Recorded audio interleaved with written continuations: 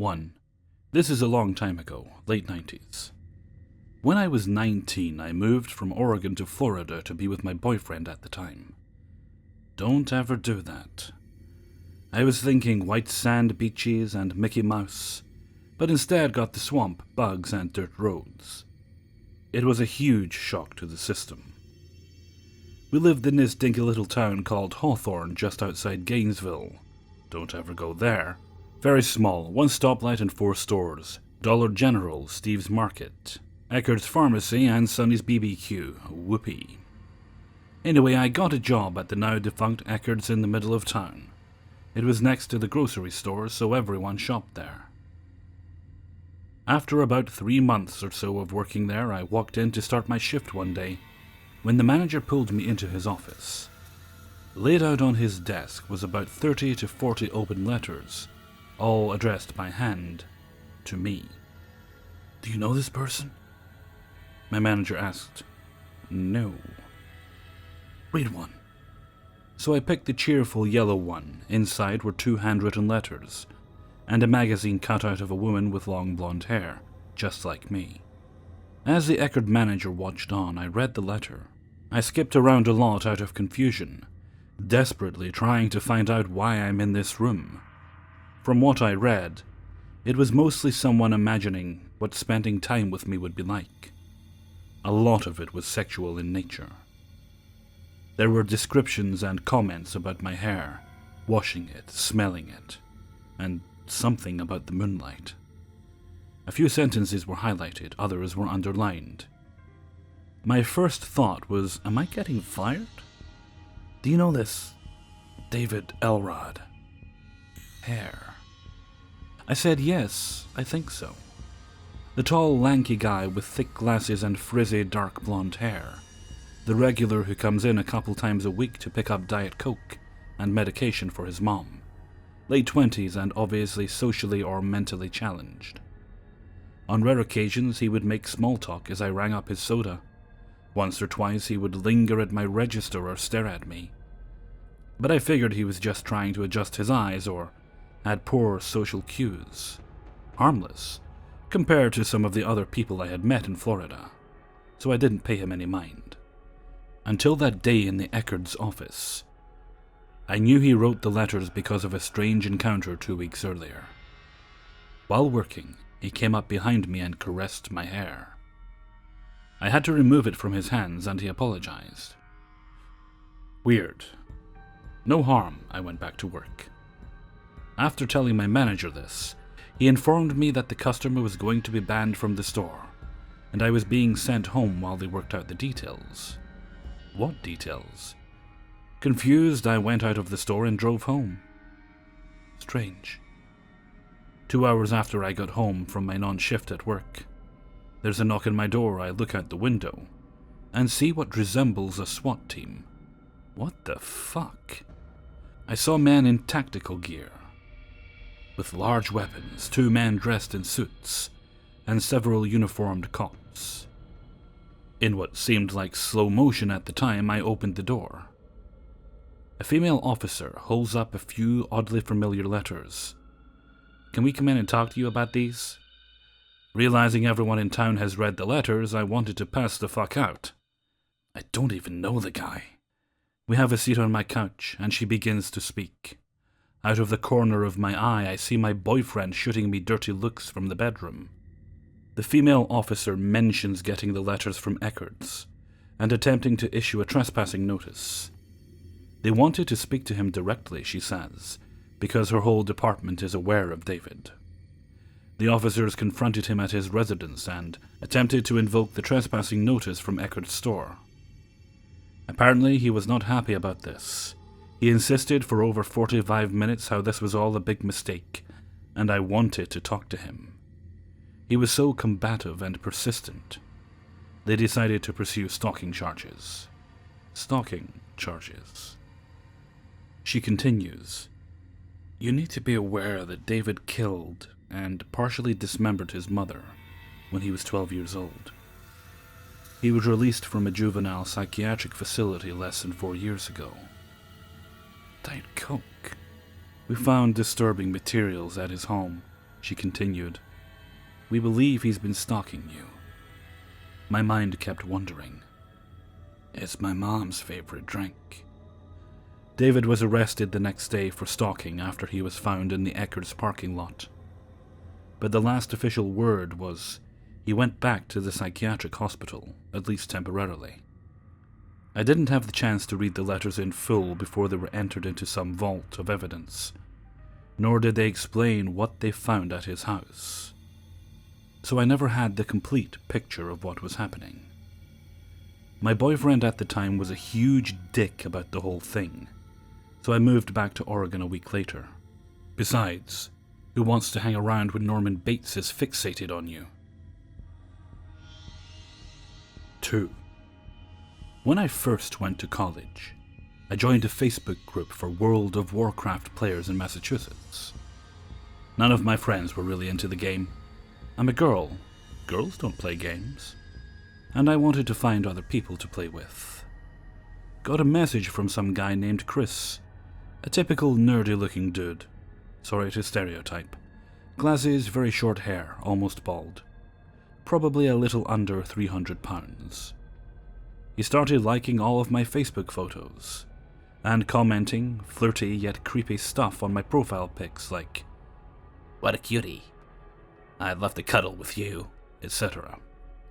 Which caused my family and friends to be like, who is this? Eventually he stopped, and I forgot about him, so I never got around to deleting him off my friends list. Anyway, so that's the backstory. About a year later, 2009 I think, PAX East, a gaming convention held annually in Boston, was coming up, and I waited till the last minute to get tickets. Everything was sold out. Couldn't find a ticket to save my life. So I posted on Facebook, "Hey, anyone have an extra PAX ticket?" Sure enough, Chris commented on it saying he had one. I was super excited. Sent him a message asking if he could mail it to me. Instead, he was like, "No, let's hang out.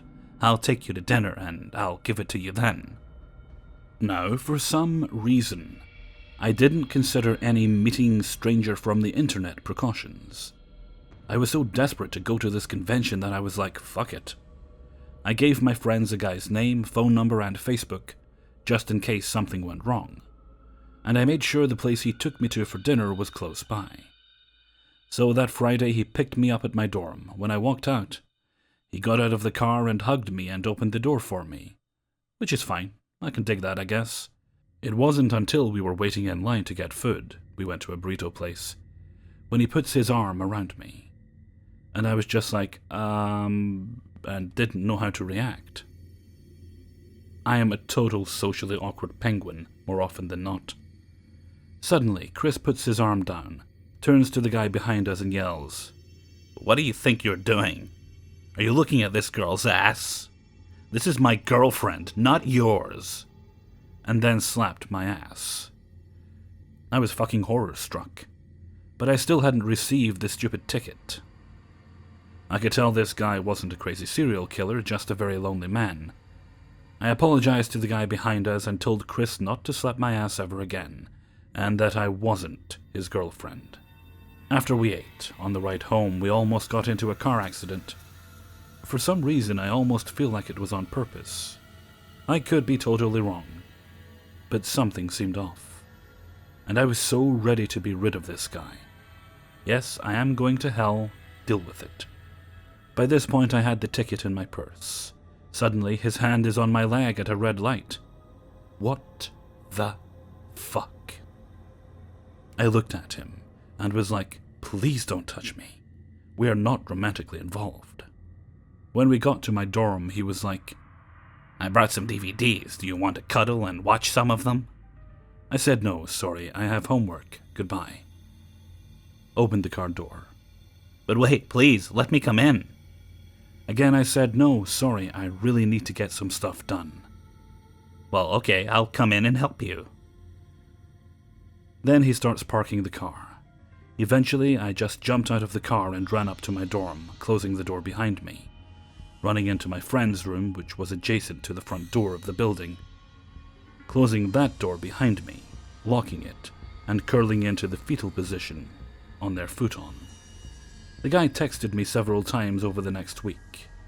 Very angry, depressing texts. But I ignored all of them, blocked him from Facebook, and never heard from him again. But PAX was a blast. 3. Please be advised the following story contains themes of extreme violence in wartime. I'm dealing with a rough spot in my life at the moment. I won't bore you with the details, other than to share with you that writing honestly does seem to help. Clarity or perspective, or maybe just a few moments to step away and view the world from the eyes of a 15-year-old again. I don't know what it is. But it seems to work for me, so I will keep sharing my memories as they come. I want to tell you before you get too far into this story that it's not a creepy or scary story. It's of a personal encounter that I can wholeheartedly assure each and every one of you that you would want to avoid. I wouldn't wish this experience on anyone. If you've read any of my other stories, you'll know that I was raised in Kennewick, Texas, and that we moved from there to Oklahoma in November of 1984. I had to leave the only life I knew behind. Friends that I'd known since kindergarten were left. Familiar old stomping grounds that held millions of fond memories were left. Not only the friends from my local community, but my friends at school were left also. I was a sophomore who made it to the varsity football team. I was popular, and everyone liked me, and I was dating the prettiest girl in school. I had to leave all of that behind.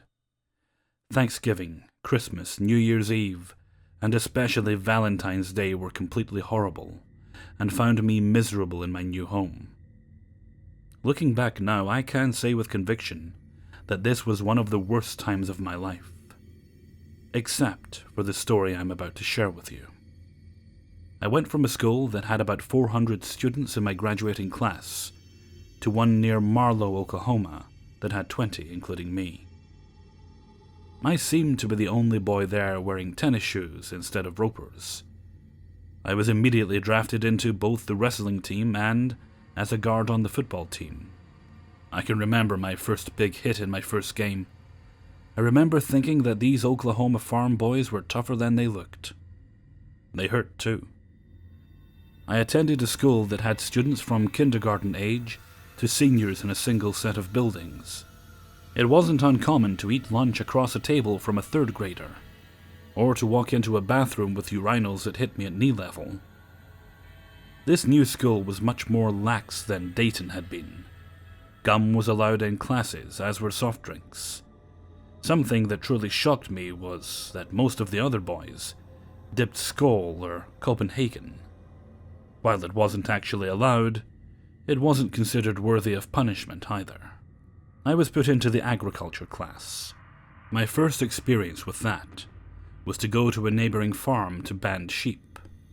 Any of you who are familiar with this process are probably reading this with your knees squeezed together at the moment. Banding sheep is a way of neutering them. Instead of actually removing the testicles, there is a special tool shaped like pliers. It had 4 prongs on it that you slipped a thick black rubber band over, similar to an O-ring. When you squeezed the handle shut, the prongs separated, stretching the band open to about a 4-inch diameter. This monstrously was placed over the scrotum of a sheep, and the band was released.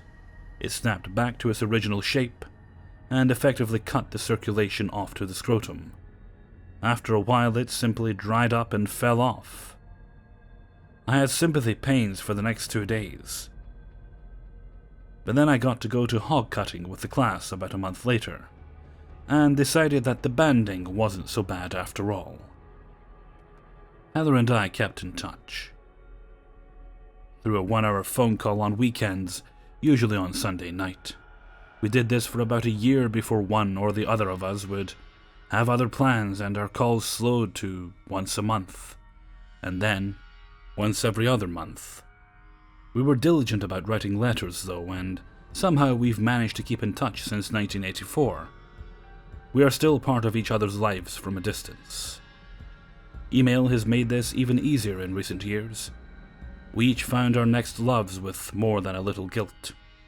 It took me until the middle of my junior year to finally start seeing another girl, while Heather actually took a little longer. I graduated in 1986 and joined the military in 1988 as a cannon fire direction specialist in a field artillery unit. In 1989, our unit changed from the old 8-inch howitzers to the new multiple launch rocket system, and I was made a part of the FDC Fire Detection Center. Our new weaponry fired missiles up to 30 kilometers away, and my job as part of the FDC was to ensure that the targeted coordinates didn't violate any no-fire zones or air corridors. Another part of my job was to drive the FDC Armored Personnel Carrier. It was basically a big box on tracks that carried the command center. I enjoyed what I did and was actually pretty adept at maneuvering that big armored box around trees and other obstacles. It wasn't long before I was moved from B Battery to Headquarters Battery, where all the officers and important people hung out during field exercises. In December of 1990, I got a phone call at around 3 a.m. Our unit had been put on alert, and we were to report for duty immediately. We were going to Saudi Arabia to fight against Hussein. After putting all of our equipment on a train bound for Houston, we got onto an American Airlines jet with all of our weapons and everything, and flew 22 hours to Saudi Arabia. We had a layover in New York to fix a light on one of the wings, and I got to see the Statue of Liberty for the first time. We had another layover in Rome, Italy, for refueling. When we were finally in country, it took another 10 days before the ship with our vehicles finally arrived. Being part of the advance party, I was part of the group who boarded a C-130 and flew to the shipping channel to offload our vehicles from the ship. 2 days later, our battalion was ready to move to location. There was a huge berm built on the border of Iraq. It was about 15 feet tall and stretched in either direction as far as I could see. I will remember the morning we breached the berm for the rest of my life. I was scared to death, and so excited that my body was twitching and my teeth were chattering. I stood on top of my track, and as far as I could see were military vehicles. I cannot sufficiently describe to you the feeling of duty-bound honor, or of the apprehension I felt that morning. There were A-1 Abrams, Hummers, Hermits, 2.5 tons, howitzers, and just about everything you can imagine on the ground.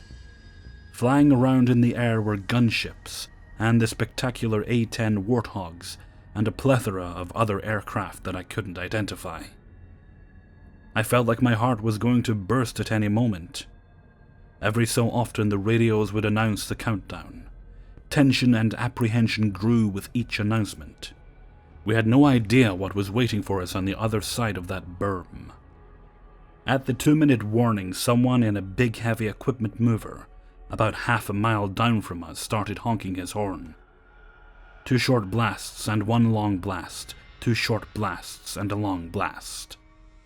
Then someone from the other side of us started doing the same thing. Behind us, one of the Abrams tank drivers would race his engine and let the tank lurch forward, a foot in unison with the horn blasts. Within a minute, the noise was deafening. We all started our war cries, and when the moment came, it was complete and total pandemonium. I drove my track up over the berm, expecting to be face to face with missiles and under fire from the much-touted Republican Guard. But there was nothing on the other side of the berm for as far as we could see. My orders were to clear the berm, and then move to the side to allow the tanks and other close-range weaponry to take the lead. The Abrams tanks came screaming by with the soldiers in the turrets spinning it around to watch for airstrike.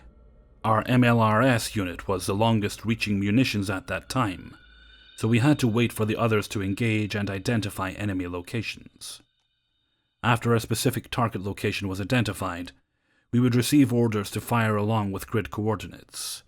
I would verify that there were no aircraft or any other no-fire restrictions in the area, and inform my captain, who would then relay the order to fire to the SPLL's self-propelled loader launcher that carried the missiles. When we fired our missiles, we were actually firing over the heads of all of the soldiers who'd gone before us. At a predetermined altitude, the missiles would separate, and 644 little bomblets would be released.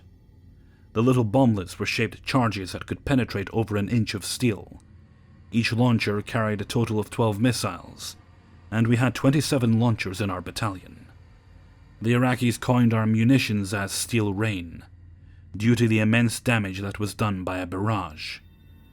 As you all know, the actual war only lasted a few days. However, there were numerous skirmishes that went on for months afterwards. We were sent from location to location for the next 4 months. We'd pull into a location and set up and wait for orders, and then spend the night blowing the hell out of whatever it was, and then we'd move to another location and blow the hell out of something else. I never actually gave it much thought. We were following orders. We were over 10 miles away from our targets most of the time. We watched the missiles take flight, and would receive orders to move to another location, and we'd do it all again. Time and time again for 4 months. Then one day we had to drive through an area that we'd previously targeted. We'd received information that a unit of T-62 and the monster T-72 tanks were on the move toward a marine detachment, and we had to intercept and intervene. We pulled into the launch location at about 2:30 a.m. one morning, and got everything set up, and sent a storm of steel rain towards the tanks. We received the mission accomplished message about 30 minutes later, along with orders to move to another location, much further inland than ever before. It would take us more than a day to drive that far. We had everything packed and secured and ready to move just as the sun was coming up. We'd driven about 2 hours when we saw the smoke. We finally got close enough to see what it was. We realized that it was the tank battery from the night before. An advance party was sent to search for survivors, or possible insurgents, but it wasn't necessary. The tanks were literally riddled with 6-inch holes. There were even holes in the big barrels of the tank turrets. I was okay with seeing the vehicles, but it was the bodies that did me in. They were literally in pieces. An arm here, and a leg over there, and a boot in another place. You could see where the men had abandoned the tanks to get away from the firestorm, but had not been successful. There wasn't a complete body to be seen. Some of our guys got sick while others jumped out and were taking photos of the gruesome scenery. Luckily, we were past it in a few minutes, but to this day I am still awakened in a cold sweat from seeing that. While I thought that seeing that was about as bad as it could get, I really wasn't prepared for what was coming. About halfway to the next launch site, we got new orders and had to change directions. We were heading to a small town called Barsa, near the Kuwait border. If you're curious about seeing this, search for Kuwait Highway of Death in Google and go to the images. This incident happened in late February of 1991. It was now late March or perhaps early April. Saddam had started lighting oil refineries on fire, and we were here to help, guarding some of the remaining few. When we pulled onto Highway 80, the scene of the massacre, we had no idea what had happened. I later learned that this had been done by us, the USA.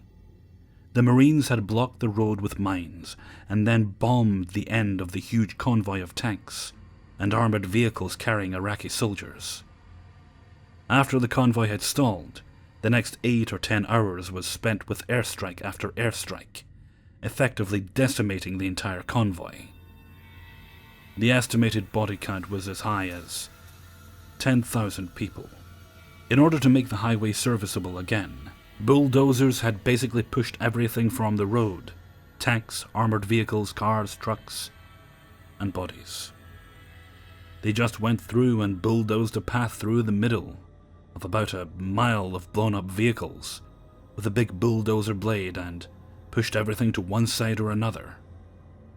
We had to drive through the middle of this insanity. I'd been sickened at the sight of the previous soldiers, so this sort of helped me to prepare for what I was seeing now. However, as we drove up to the entrance of the destruction, I could see that it wasn't only green or tan uniforms that were bloodied and torn apart. There were also civilians mixed in with the military personnel. As we started to drive through the center of this, I saw women and children too. I'll admit that I lost my cool for a few minutes. I'm glad that nobody could see me because I had tears running down my face that weren't just from the dust. Some jackass with CNN stickers all over his camera equipment ran alongside my track trying to take photos. I gave it some gas and left him behind as quickly as I noticed him. About 50 feet in, the smell hit me. Some of you may know what it smells like to be driving along and smell a dead animal. Take that and multiply it so much that when you swallow, you can actually taste it. I had to drive my track standing up and leaning over the side as I got sick 2 different times. The flies were horrible. I had them in my eyes and my nose. I had headphones on to communicate with the track commander so my ears were safe. But I had to breathe through my nose in order to keep my mouth shut, and that made me sick a 3rd time. It took the better part of an hour to drive through that nightmare, and at least once every 3 weeks I'll have a dream about it. To be honest, I believe that I may have gone a little insane that day. It changed me. A very permanent hurt. This is the first time I have ever talked about this experience. Even my own wife and Heather will see it here, and know for the first time about some of my experiences. I'm sitting here now, wiping my eyes, and remembering that smell. If I had a cigarette in the house, I'd probably light it up now. Since that time, I've had nightmares that haunt me to this day. I've been diagnosed with PTSD, and what the doctors call an extremely exaggerated response reflex. I'm way jumpy. If you were to walk up behind me and poke me, there's usually no problem other than I'll jump a little. If you were to walk up behind me and yell or clap your hands, I'd probably beat on you before I realized what I was doing. My worst experience with it so far is once my wife decided to scare me while I was in the shower. I was only saved from hitting her because the shower curtain caught my fist. You cannot imagine how it hurt me to see the fear in her face after that. It has been over 20 years since that incident, and I still have to deal with it on a daily basis. I am a disabled veteran now, and I cannot express how proud I am to have served in the military. You've all heard that war is hell, and I can vouch for that sentiment personally. It sucks, it blows. I was lucky to have been able to serve with my father. Yes, my mother was a complete wreck for months. He was in a general service unit. Their job was to repair the launchers if there was any problems. I also had 2 cousins in my unit. My brother also served. We are all proud to have done our part. Guys, I'm sorry this took a morbid turn. As I said, I've discovered that writing seems to help in more ways than I can describe. I realize that some of you may think of me as a bad person for having been a part of the military, and that's okay. You're entitled to your opinion. I just ask that you have the decency to respect that I am also entitled to an opinion. I hated what happened, and it will hurt me in one form or another for the rest of my life. But given the chance to go back to my 20-year-old self and do it all again, I wouldn't hesitate. Hey everybody, Hellfreezer here, and thank you very much for listening to 3 True Scary Stories, episode 234. I would of course like to say thank you very much to everybody who allowed me to use their stories in this video. I know I say that in every video, but I say it because I mean it in every video. It is because of your great kindness that I get to keep doing what I love so much. Okay, I'm going to keep this outro a bit shorter than usual, because I've got a weekend's worth of videos to make. I did get a start last night, and I did most of the recording for this video. I tend to always record them in reverse order. It might sound like an odd way to do it, but essentially what I'm doing is I'm making sure I've got Mondays taken care of, then I'll do Sundays. That way I'm not tempted to think, I've done 2 videos, I'll leave the other one to another day, because I still have to get content out for Saturday. And that way it means I then clear out the weekend for myself. Yes, so yeah. Okay, so I'm going to head off for now. So until next time, thank you very much for listening, and take very good care of yourselves.